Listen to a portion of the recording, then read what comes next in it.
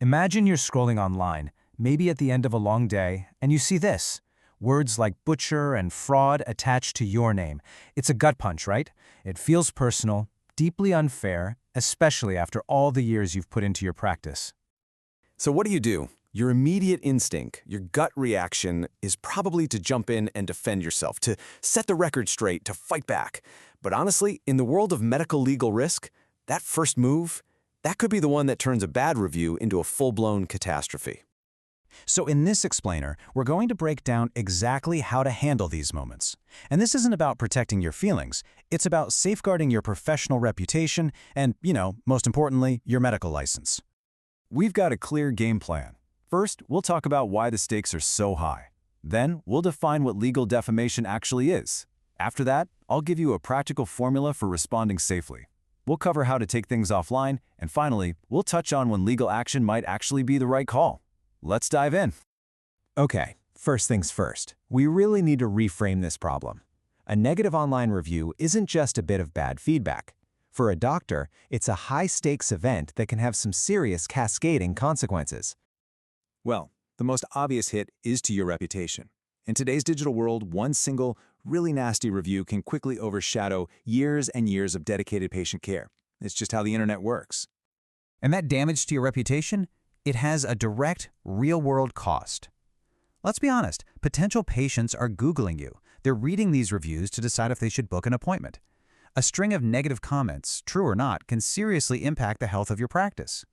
But here's the biggest danger, the one most people miss. It's not the review itself, it's how you respond. A defensive, emotional reply can actually trigger official inquiries from the medical council and even lawsuits. It can turn a small fire into an inferno. And this brings us to the one rule you absolutely cannot forget.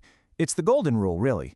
In the eyes of the law, your duty to protect patient confidentiality is absolute. It is more important than your right to defend your reputation online, even if the review is a complete lie. Okay, so with that critical rule in mind, let's build on it. To respond the right way, you first need to understand what the law actually says.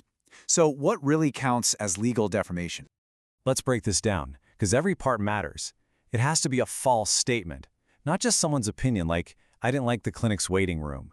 It needs to be presented as a fact.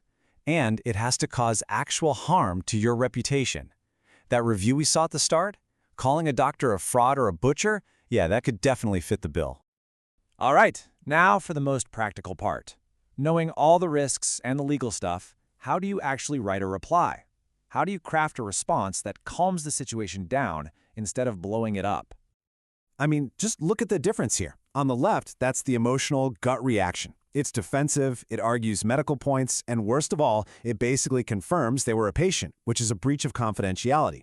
But on the right, that's the safe professional response. It's polite, it's generic, it shows empathy, and, this is key, it moves the conversation out of the public square and into a private channel. Let's be crystal clear about the danger zones. Think of this as your never-ever list. Each one of these is a potential landmine. Arguing medical details online or revealing any little piece of patient information to prove you're right, that's a direct violation of your professional duty. It's exactly what can get you in hot water with medical counsels and just adds fuel to a patient's legal fire. So the whole goal of your public reply is really simple. De-escalate the public drama and move the conversation to a private, controlled space. Let's walk through the step-by-step process for making that happen smoothly. Okay, this is your playbook. Seriously, step 1, take a breath. Never, ever respond when you're angry. Then, take a look at the review. Is it a real patient with a misunderstanding, or does it feel malicious? From there, you draft that polite, generic reply we talked about. Your only goal is to invite them to contact your practice directly. And crucially, document everything in your own records. And hey, if the review is clearly fake or violates the platform's rules, don't be afraid to report it.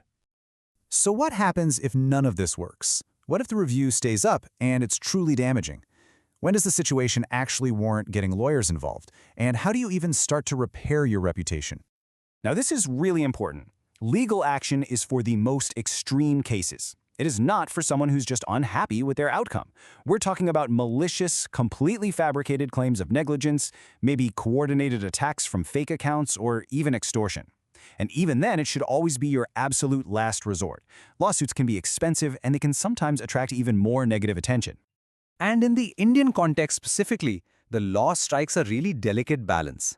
On one hand, yes, you do have protections under the Indian Penal Code and the IT Act for defamation. But on the other hand, consumer courts and medical councils hold doctors to an incredibly high standard. They expect total professionalism, maturity, and a calm, measured response, no matter how much you're provoked. If you only remember one thing from this whole explainer, let it be this. In this day and age, you're probably going to get a negative review at some point. That part is almost unavoidable. But a full-blown medical-legal crisis, that is not.